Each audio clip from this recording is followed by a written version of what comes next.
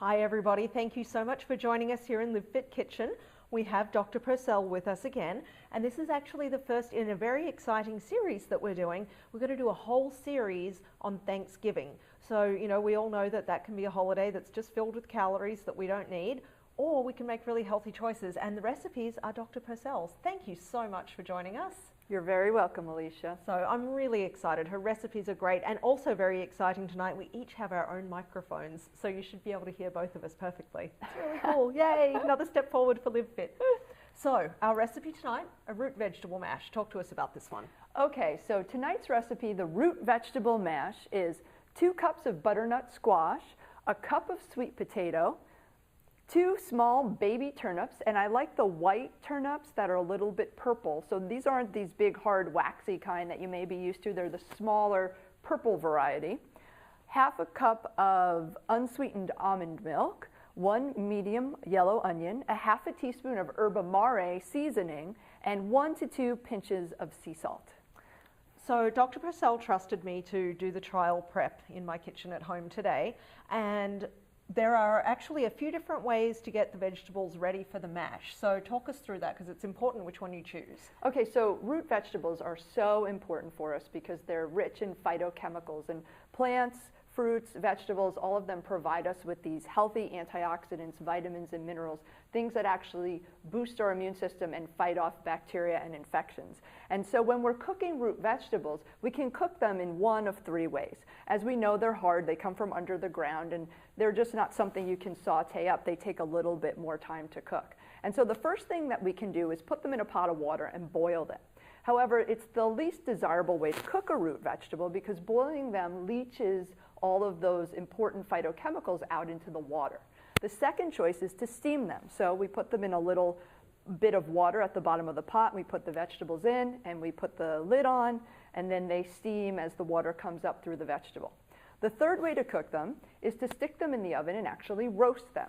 That preserves all of the vitamins and minerals. However, it's undesirable for this recipe to roast them because the vegetables won't have as much moisture, and therefore our mash won't be as creamy and delicious. So for our recipe, we steamed the vegetables. We did. I used my Dutch oven, which is kind of like a crock pot, but it's cast iron. It has a big heavy lid and it goes in the oven. You could probably use a crock pot too, but I would put it on high. So I chopped the vegetables into approximately equal-sized pieces, hoping that they would cook at the same speed, but having no idea. So I crossed my fingers, chopped them up, and I put just about maybe ½ an inch of water in the bottom of my Dutch oven. Really not very much at all. In fact, I used 1 cup. Actually 8 ounces of water in, I think it's about a 5-quart Dutch oven. So it's really not very much water on the bottom. And then I just piled the vegetables in. Now, if I had it to do over, I'd have put the sweet potato on the bottom, and then the turnips, and then the butternut squash on the top. But as it happened, the butternut squash went in first, and it cooked a little bit faster being down the bottom in the water there. So if I was doing it over, I'd reverse that. But it was happy coincidence that I happened to decide to steam them in the Dutch oven that way, because I really had no idea. And roasting, I just, for whatever reason, just didn't do. And I knew that I couldn't stand there and watch them boil. So hooray, we got it right. So the size pieces, because I know people are often concerned about what size to cut things into, just because I wanted things to cook quickly, I cut my sweet potatoes into little ½ inch or less rounds. And she kept the skin on. I did keep the skin on. The recipe says on or off, but on for extra fiber and nutrients, so I left the skin on. I like sweet potato skins. My butternut squash is so mushy that I actually can't pick it up to show you, but I also cut that, you know what a butternut squash looks like, the big bulb and the bit sticking up the top. I cut it in half first and then sliced the pieces into about ½ inch thickness. Now my mistake was not to remove the skin, so I had to do that after I cooked it. That was a little bit messy. Read the directions first, remove the skin before you put them in the oven. And then my turnips, it said small, and I don't know if I went too small because my turnips were really pretty little, but I ended up with about 1 cup of inch-sized pieces. Yeah, little inch-sized cube pieces. So we have a cup of the sweet potato, a cup of turnips, and about 2 cups of the butternut squash. So we're ready to put it together. Let's put it together. She also kept the skins on the turnips because these are the tender, smaller variety, and it's completely fine to leave the skins on. Again, that's lucky. Didn't even think about it. They provide more fiber. All right, let's Oh dear. mash Okay, it up. so everything in the bowl, right? Right, all the root vegetables in the bowl. Oh, and then the onion. I actually cooked a couple of onions. This is about the size onion that I used. I was hoping that that counted as medium. Yellow or brown is fine for the recipe. But because I use onion in so many things that I make, I cooked a few of them and then just took a 1 onion size portion to use in this recipe. Because, you know, you can save a lot of time if you pre-cook like that. So, okay, so all the root vegetables are in. Time for the almond milk, or do I mash first? I've never done this. It's time to mash. And so what Alicia did was she took all her root vegetables and she steamed them up, and now we're mashing them. What she also did on the side, which she prepared in her own kitchen before we got to the Live Fit kitchen today, was she sauteed the onions in a little bit of olive oil. And that allowed them to get a little caramelized and sweet. And of course, that takes that really pungent taste out of the onion, which will allow it to complement our steamed root vegetables.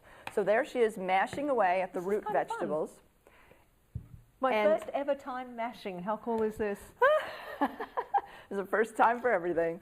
And then we're going to add the almond milk. So again, it's 1/2 cup of the unsweetened almond milk that gets added to the mash. So for those of you out there who ever mash potatoes, it's pretty much the same thing. You just want to mash up your vegetables, add in the almond milk, where maybe in the past you added the milk or the cream to your potatoes.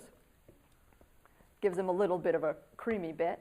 Now, of course, you can put these in a whipper and really whip them up and make them nice and fluffy, maybe how you're used to eating potatoes.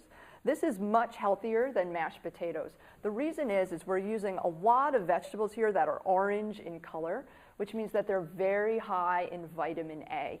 They're also very high in vitamin C. So anytime we're thinking about something orange that comes from nature, we're thinking high in vitamin A. Vitamin A is very important for our immune system. It actually keeps our mucous membranes healthy, which means that sinuses, the back of our throat, anything that's prone to chronic infections, vitamin A actually boosts our immune system and protects us against little critters who want to grow on those mucous membranes.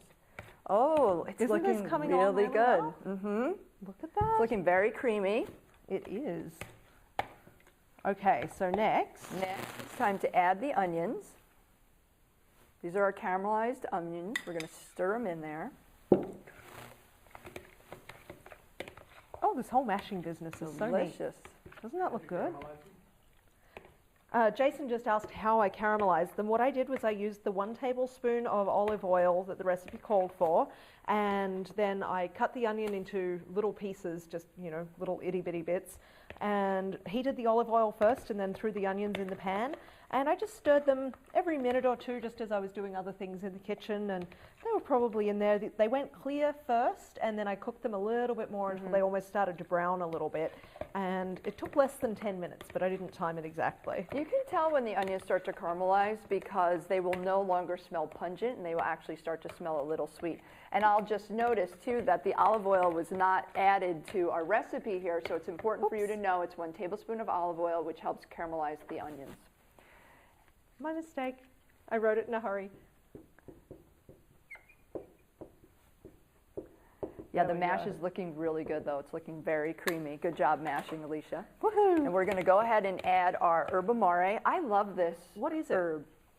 It's a lovely blend of celery seed and all different kinds of herbs. It actually has a little bit of sea salt in it, but it really brings out the flavor for vegetables. If you're even steaming broccoli and you drizzle a little herb amare and maybe a little olive oil on it, it just really brings out the flavor.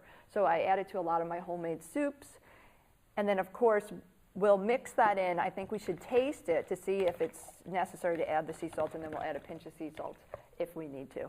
Now, I got the herb amare at our health food store, Mother's, that we have nearby, but is it also available in like regular markets, or will it only be a health food store That's item? a really good question. I'm pretty sure that the herb amare will only be available in health markets. So your Henry's, your Mother's, your Whole Foods, Sprouts should have it, and I'm sure that you can purchase it online.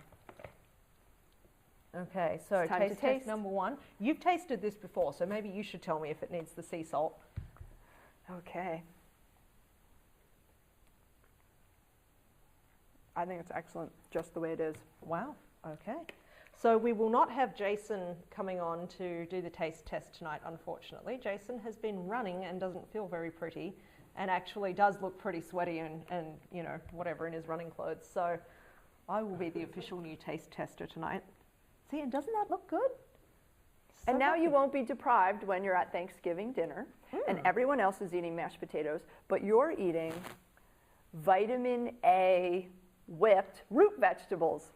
I think you should feed this to all of your family as well. Don't even give them potatoes. It's really good.